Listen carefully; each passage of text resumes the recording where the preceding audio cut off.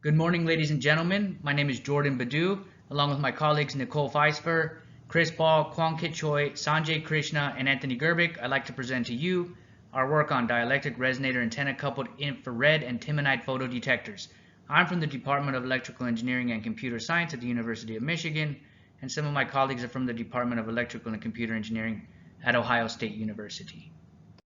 I'd like to start out by defining what infrared imaging is. Since infrared radiation is emitted by all objects with a temperature above absolute zero according to the blackbody radiation law, thermography makes it possible to see one's environment with or without visible illumination.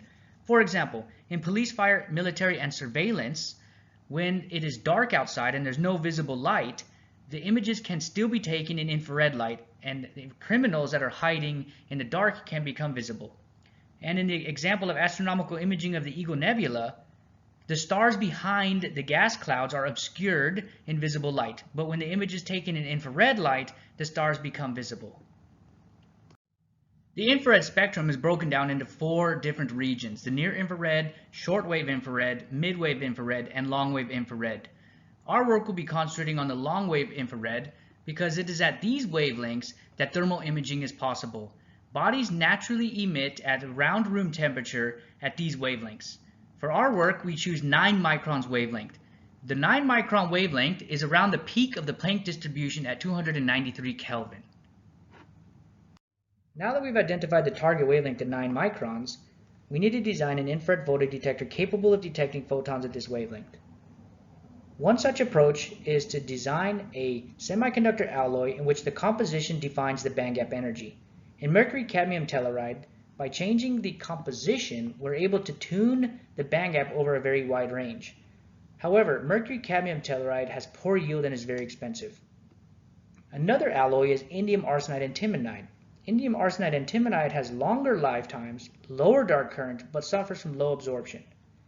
A third alloy is indium arsenide gallium antimonide. Indium arsenide gallium antimonide has shorter lifetimes, moderate dark current, but has high absorption. Due to the high absorption, we will choose indium arsenide gallium antimonide. By interleaving very thin layers of gallium antimonide and indium arsenide, a superlattice can be formed.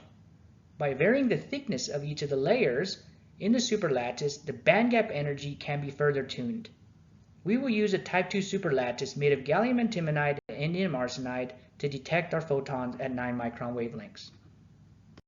Now that we've identified a type 2 superlattice as the active layer, we can design an infrared photodiode.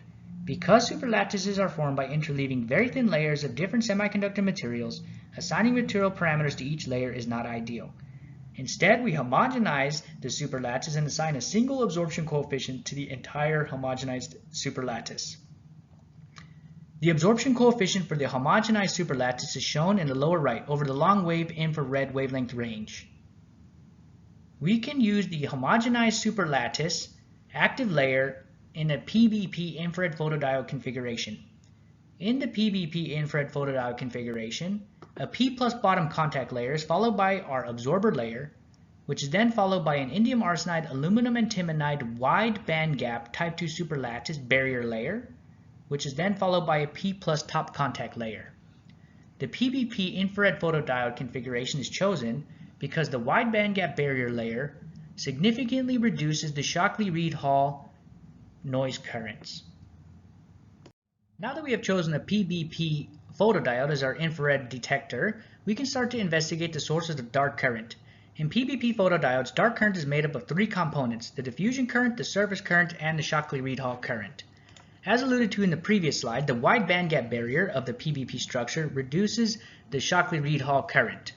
Carriers would have to gain enough thermal energy to cross the wide bandgap of the barrier layer. Good passivation can reduce the surface currents. Therefore, in PBP photodiodes, the dark current is said to be diffusion limited. We can then write that the dark current is approximately equal to the diffusion current, which is proportional to the detector volume. Thus, to reduce the dark current, we need to reduce the detector volume. Shown in the lower left of the slide is a comparison between the conventional infrared photodetector made of an infinite slab of absorbing material to that of the antenna-coupled configuration, in which a smaller detector is coupled to a dielectric resonator antenna. The NEP, or noise equivalent power of an infrared photodetector, is defined as the input power which produces an output signal-to-noise ratio equal to 1, and thus characterizes the noise floor of the device. By ratioing the expressions for the conventional NEP to that of the antenna-coupled NEP, an expression which quantifies the improvement to the NEP that the antenna-coupled configuration provides over that of the conventional configuration can be formed. The derived expression shows a proportionality to a factor of B over A.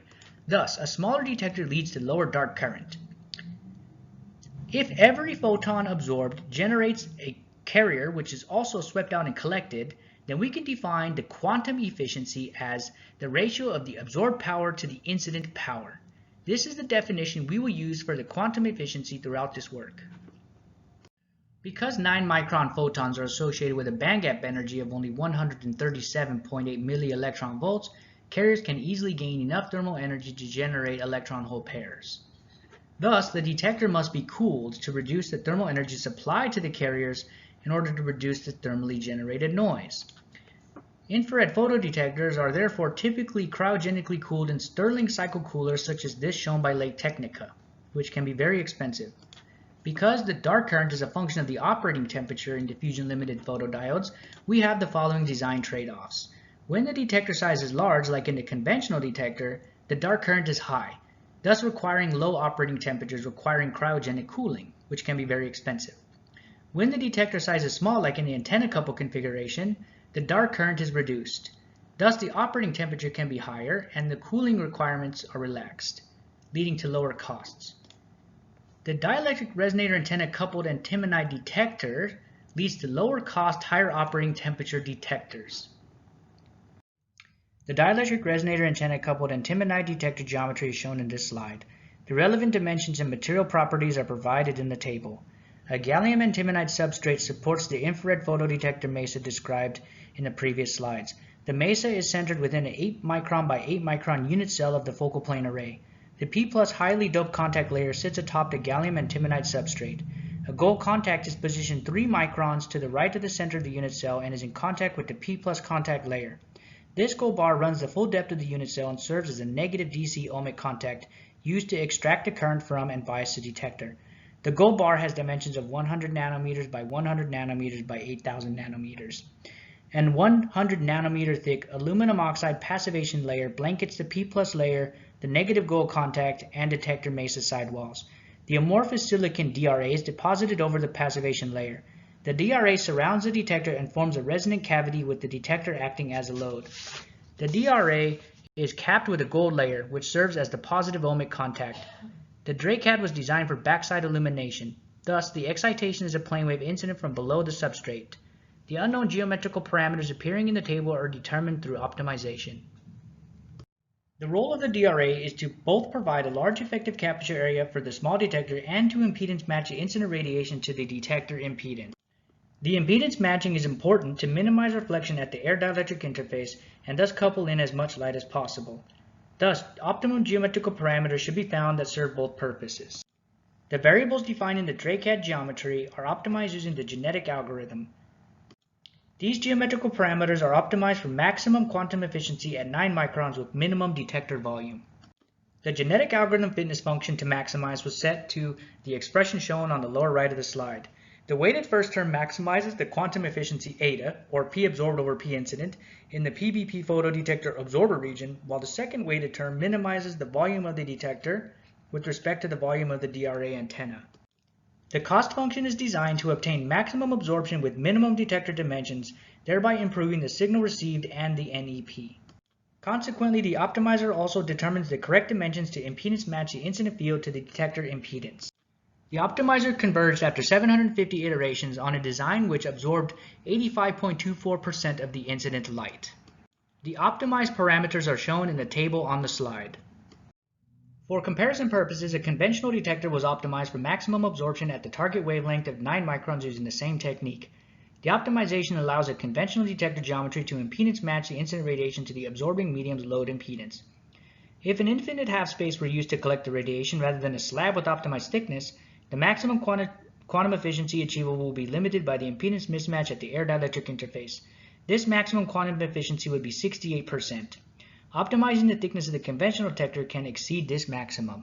By optimizing the thickness of the absorbing medium and the thickness of the gallium antimonide substrate, After 100 iterations, the quantum efficiency or the absorption in the active region reached 93.43%. The optimum parameters are shown in the table provided on the slide. The quantum efficiency spectrum of the optimized geometry of the DRACAD was computed next. The excitation frequency of a normally incident plane wave from below the gallium antimonide substrate was varied throughout the long-wave infrared band of wavelengths ranging from 8 to 12 microns. The quantum efficiency was calculated for various cases. 1. For the optimized DRACAD. 2. For the optimized DRACAD with perfect electric conductor in place of the gold material. 3. With the DRA removed from the optimized DRACAD in order to show the DRA's effect on quantum efficiency. And 4. The optimized conventional detector. The spectra are shown in the figure on the slide. The quantum efficiencies associated with each case are shown in the table provided on the slide. The table shows the DRACAD geometry provides a maximum quantum efficiency of 85.24%. By replacing the lossy gold with PEC, the quantum efficiency absorption peak wavelength has shifted to 8.929 microns since the inductive reactance of the gold material was removed.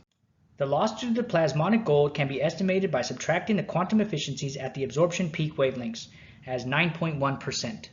By removing the DRA from the DRACAD, the quantum efficiency has reduced to 3.89% at 9 micron. This clearly demonstrates the impedance matching the DRA provides and the resonant cavity field enhancement effect of the DRA on the quantum efficiency. The conventional detector's quantum efficiency at 9 micron is 93.43%, which is 8.19% higher than the DRACAD quantum efficiency at the same wavelength. Thus, the DRACAD collects nearly the same amount of signal as a conventional detector. The DRACAD, however, has superior noise performance, as will be shown in the next slide. In this slide, the signal-to-noise ratio will be calculated and compared for both the conventional detector and the DRACAD. The quantum efficiencies shown in the figure on the lower left of the slide define the received signal. The noise powers can be calculated from the expressions for the NEP shown on this slide. The expressions for the NEP involve the determination of the dark current.